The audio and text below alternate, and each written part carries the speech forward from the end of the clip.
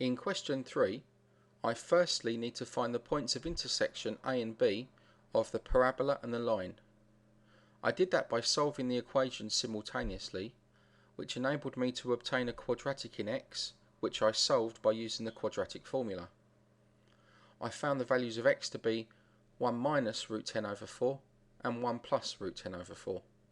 And of course the corresponding values for y were both 3/4. I'm now going to use the Casio graphical calculator to draw the parabola and the line. I want to use option 5, the graph function menu, and I'll key in the first function, which is minus 2x squared plus 4x, and then if I select execute, the second function is simply y equals 3/4, so that's 3 fraction 4.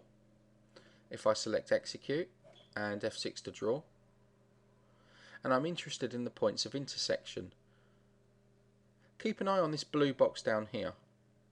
I actually worked out what 1 plus root 10 over 4 and 1 minus root 10 over 4 are as decimals.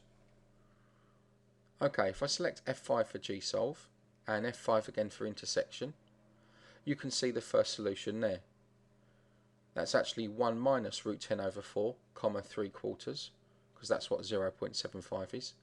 And if I scroll to the right, the other one is 1 plus root 10 over 4, comma 3/4.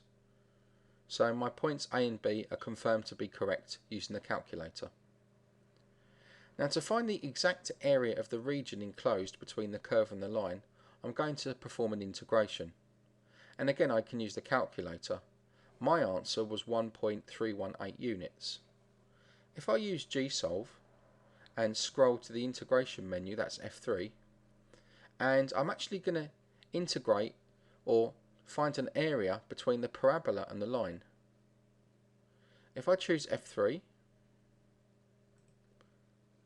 it asks me to select my lower limit value. Well, that's already there by the pink crosshair, because that's 1 minus root 10 over 4.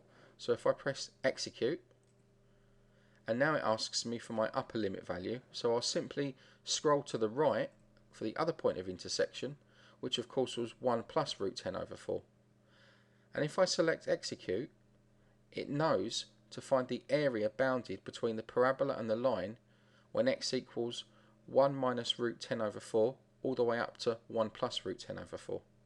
And you can see the answer here, 1.317 and so on, which of course to 3 decimal places is 1.318. Another interesting thing is the fact that the parabola is above the line when x is between these two limits helps me to confirm that my manual calculation was done in the right order. In other words, I worked out the area under the parabola between these two limits and subtracted from it the area under the line.